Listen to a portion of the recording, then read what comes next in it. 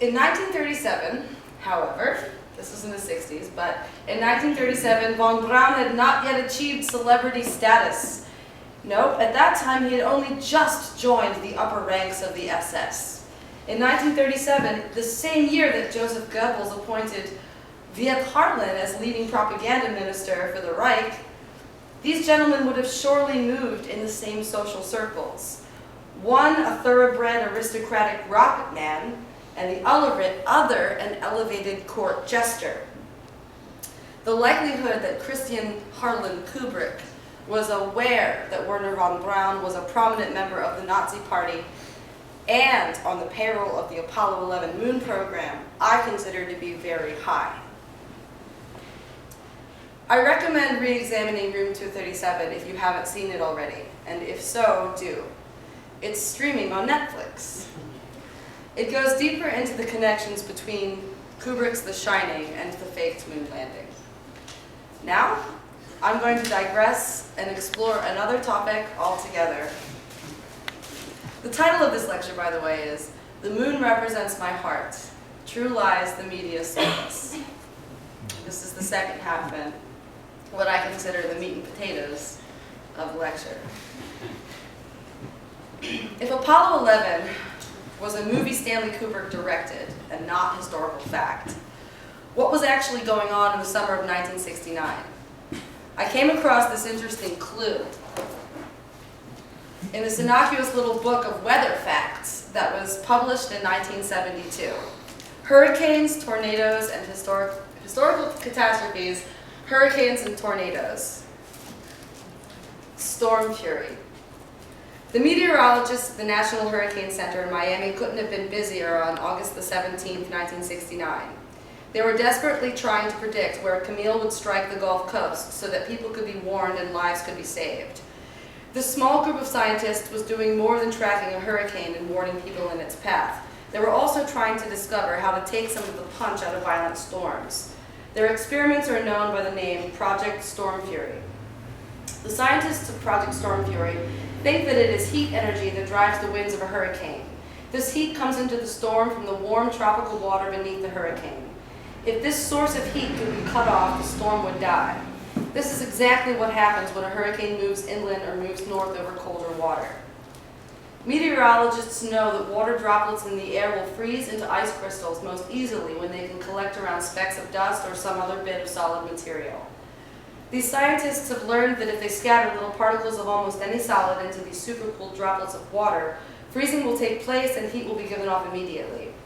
The big question is, can this heat be released in such a way as to make the storm less strong rather than to increase the strength of the hurricane? In August of 1969, they were ready to try the experiment again. Project Storm Fury set about to gathering 13 planes that would take part in the experiment. 9 were from the Navy, 2 from the Air Force, and 2 were their own planes. As the planes approached the hurricane, each took up its assigned position around the storm. It was planned out that 5 Navy planes would drop the canisters of silver iodide. Every 2 hours, one of these planes would approach the eye of the storm from the southwest, flying at a height of 33,000 feet. It would cross through the eye and leave on the north-northeast side of the storm. 5 seconds after it left the eye, it would seed the clouds of the wall at a spot that had been calculated to be the best place to decrease the strength of the storm. Each of the seeding planes carried 208 canisters of silver iodide. The canisters were to be dropped at the rate of 1 every half second so that it took only 2 or 3 minutes to make a complete drop. As each canister fell, it would spread into the cloud area enough tiny solid particles to form the centers of hundreds of trillions of ice crystals. On August 18th, before the seeding began, the maximum winds of the storm were measured at 113 miles per hour. The next day, after the first seeding experiment, the winds of Debbie climbed back up to above 100 miles per hour. By the time the second day of experimentation began, on the morning of August 20th, Debbie's maximum winds were 115 miles per hour. Again, the 5 planes flew into the storm, dropping their bombs of silver iodide, but once again, the tumbling cloud wall. But once inside the tumbling cloud wall, they found that the storm had changed since their last visit. Now 2 cloud walls were formed, one forming a circle around the other, and even more surprising, each cloud wall had its own area of maximum winds. The first four planes were ordered to drop their cargoes into the inner cloud wall, while the fifth plane dropped its silver iodide into the outer wall. What did the seeding of Debbie prove? It's difficult to say. The dropping of tiny solid particles into the storm cloud will not cause the hurricane to break up, but the scientists who studied the data gathered during Project Storm Fury feel that they have proved that they can slow the winds of the storm a little. It seems like an accident until you learn about the declassified government program Operation Popeye.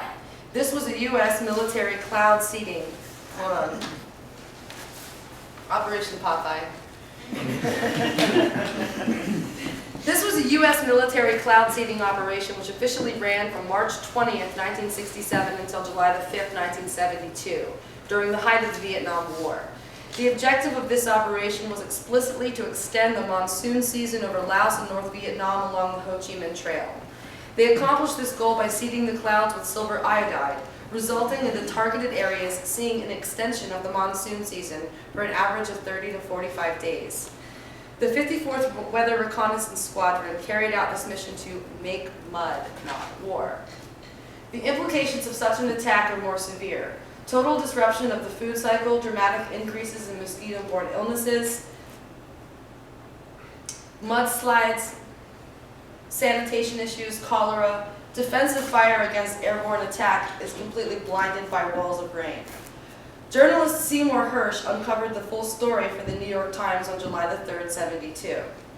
Here are some excerpts from that article. Rainmaking is used as a weapon by the United States. Cloud seeding in Indochina is said to be aimed at hindering troop movements and suppressing anti-aircraft fire. Rainmaking used for military purposes by the U.S. in Indochina since 1963. The leaks of these operations led to the demands from members of Congress for more information. Led by Senator Claiborne Pell, Rhode Island Senator from 61 to 97. The U.S. House and Senate made resolutions in favor of banning environmental warfare, which were passed in mid-July of 73. It is important to note, however, that Project Storm Fury, the U.S.-based cloud seeding experimental operation, continued until 1983. The hypothesis of Project Storm Fury, that silver iodide would cause supercold water in the storm to freeze and disrupt the storm and the inner structure of the hurricane, was later shown to be completely incorrect. After these initiatives passed in the U.S. Congress, there was a World Environmental Modification Convention. It was an international treaty prohibiting military or other hostile uses of environmental modification techniques having widespread or severe effects.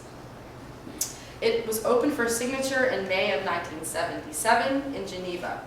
It was penned in English, Arabic, Chinese, French, Russian, and Spanish.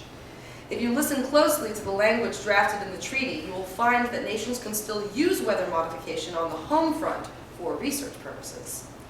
It's very hard for me to believe that world powers walked away quietly into the night and chose not to use weather as a weapon. The very first time Operation Popeye made its way into American consciousness was when the United States was using weather as a weapon against Laos and North Vietnam under Operation Popeye. First leaked by the War Department employee Daniel Ellsberg on the front page of the New York Times in 1971, the documents he leaked are known as the Pentagon Papers.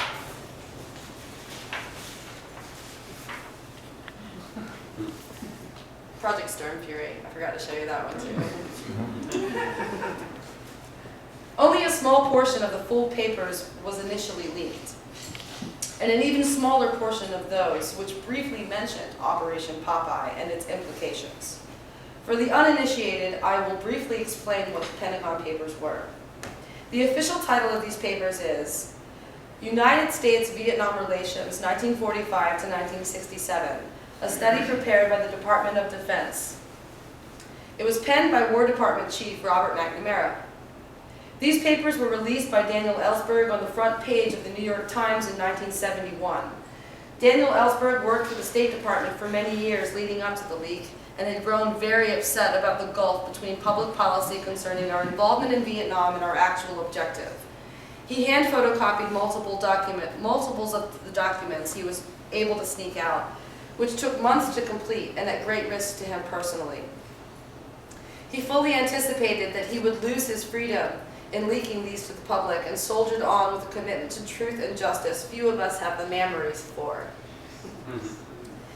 He was, in fact, indicted and charged with conspiracy and theft of government property.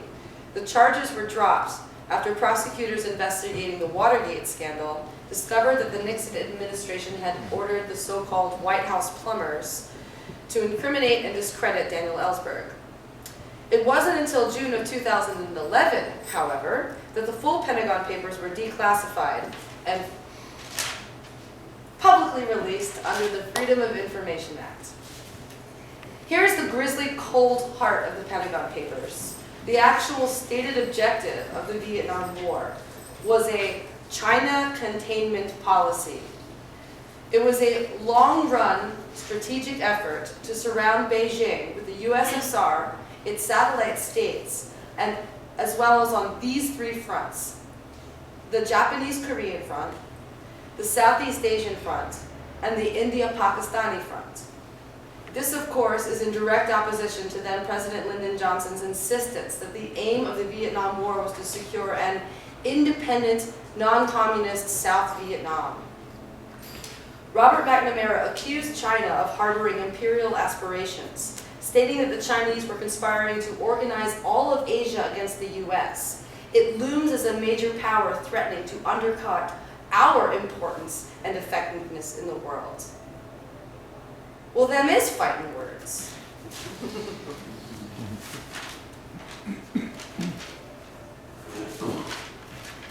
This information is simple historical fact, vetted by some of the greatest journalists of our time and officially declassified by the US government. This got me pondering a lot about the US government and other nations, what we must be capable of today if this is the shit that we were doing while we were watching Kung Fu with David Carradine. Or skinny dipping in the moonlight on Yasker's farm in a mud puddle. What were we as a collective looking at when this shit was going down? The fucking moon. I'm about to wrap it up, so it's a little bit early, but then there'll be questions. If you have them, I might have answers. There is no direct link between these things, between the moon landing and Operation Storm Fury, Project Paperclip. There's only probable circumstantial evidence that they have anything to do with each other at all. Mostly, I think it's entertaining at best to conclude that the moon landing was faked so that we wouldn't notice weather manipulations so much. The overarching thematic point I see in all of this information is that our governments are capable of more than we know. And what we do know is often lost in history. In the beginning of this lecture, I asked if you had ever been ridiculed or vilified for entertaining conspiracy. I most certainly have, and judging by your response, some of you have too. I wrote that ahead of time, but like, it's true.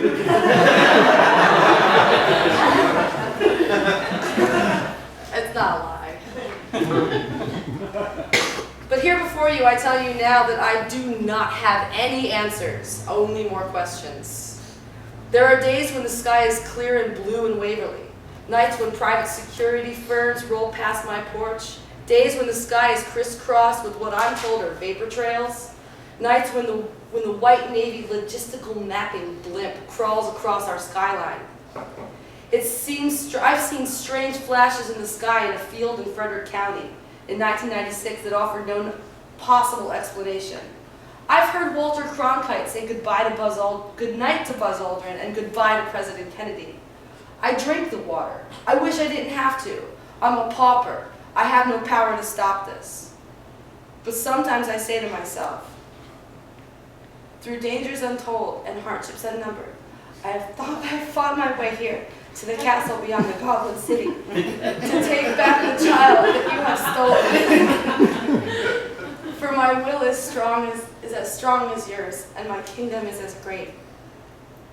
We can stop this. We are. Right now in this room, there is enough creative talent to help us stay alive and free. We are the ones we've been waiting for. We have individually and collectively looked behind the curtains and up the knickers of our masters. We turn off the network program. We fashion our own world order. Who here isn't totally amazing? Working to be whole and new again in this crumbling paradigm. Each of us is an artist, a musician, a mixologist, a farmer, a baker, a composer, a chef, a beekeeper, a seamstress, a carpenter, a fortune teller, an herbalist, a teacher, a writer. We are so blessed to be a part of this crazy, beautiful town where things like this lecture series are possible, where I can work on learning Chinese from my neighbors. 我风气. It means I surrender.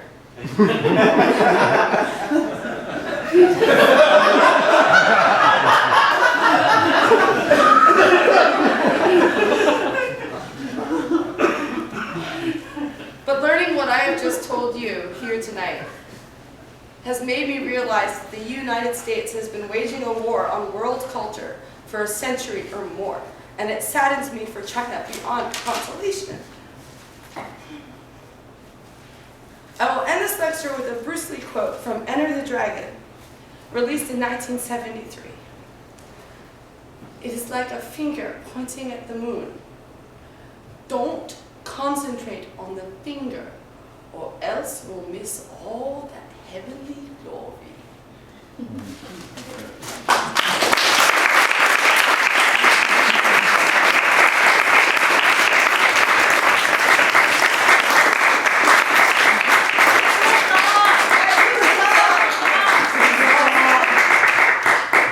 Excuse me, will you sing that song? All right. If you get caught between the moon and New York City, though.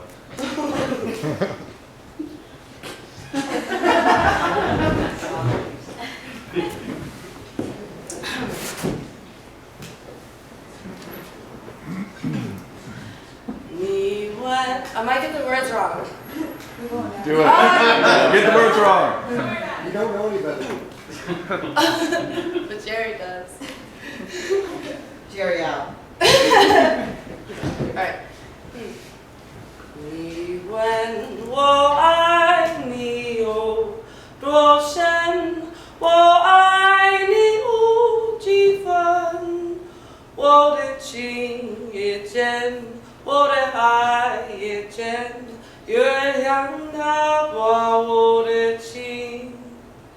你问我爱你有多深，我爱你无几分，我的情不移，我的爱不变，月亮它把我的情，轻轻的一个吻，已经打动我的心。深深的一个吻，一直把我 break up the rest。Does anybody have any questions? I don't know if I have answers. Could you tell us the results of that little survey? Oh yeah!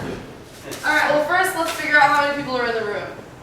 1, 2, 3, 4, 5, 6, 7, 8, 9, 10, 11, 12, 13, 14, 15, 16, 17, 18, 19, 20, 21, 22, 23, 24, 25, 26, 27, 28, 29, 30, 31, 32, 33, 34, 35, 36, 37, 38, 44.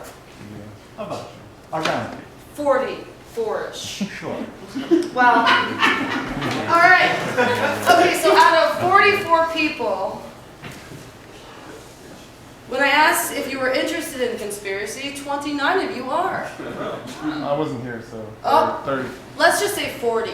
Let's just say 40. Because you don't count. And I counted you. And Jerry, you came later, so it's 40. Alright, so 11 of you don't give a fuck about this lecture at all. Alright, second question is, how many out of 40 felt that they were ridiculed or made fun of, or made to feel like they were the bad guy for entertaining conspiracy? 14 of you said that you had felt that. Number 3, how many people here are familiar with the Freedom of Information Act? 29 out of 40. That's a really, really good odds. That means, yeah. Number 4, how many of you have explored any documents released under the Freedom of Information Act? 18 out of 40 have explored some information in those documents. Number 5, this is awesome. How many of you thought that the moon footage was a live, broadcast? I'm still trying to lock that one down. It's really hard to figure that one out. But only 12 people out of 40 thought that it's a live broadcast. I mean, it's kind of like Signal delay. you see, yeah, all kinds of. I didn't even get to that. Do you know who Daniel Ellsberg is, who is the person who released the Pentagon Papers? Only 7 out of 40 were familiar with his name, but everyone knew who Edward Snowden was. I was kind of trying to I was hoping to highlight like how we can forget about the historical past. It's only like 40, 50 years ago. 19 out of 40 were familiar with the War Department documents known as the Pentagon Papers. 9 out of 40 have read parts or maybe even the whole entirety of the Pentagon Papers. So like this is a really awesome group of individuals that like have a clue. Only one person knew who Werner von Braun was, which is actually kind of strange, considering he was like on everyone's mind, not everyone's mind, but he was a celebrity in the 60s. So the fact It wasn't Connor. Was it you? I knew who Werner von Braun was. Was you the only one? Yeah, Mike. guess. I had my hand up. Oh wait. Well, people have arrived since you took the survey. But I was here and you were here then. I doubt the veracity of these numbers.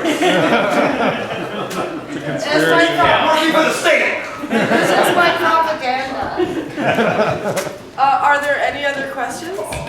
Already doubting the veracity of your numbers, what evidence can you give me that these tapes you played us are not also brazen fabrications? Well, I recorded them off the YouTube.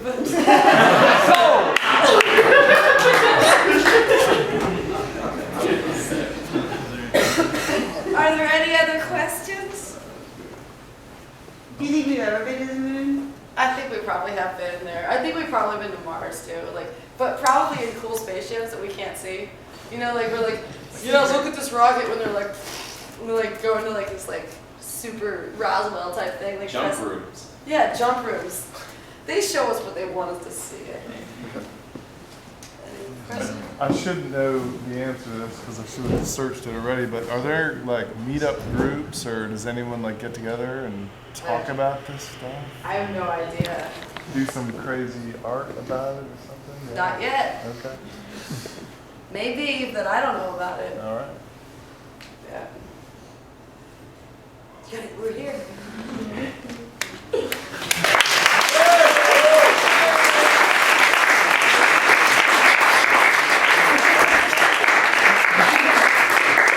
Let's get it.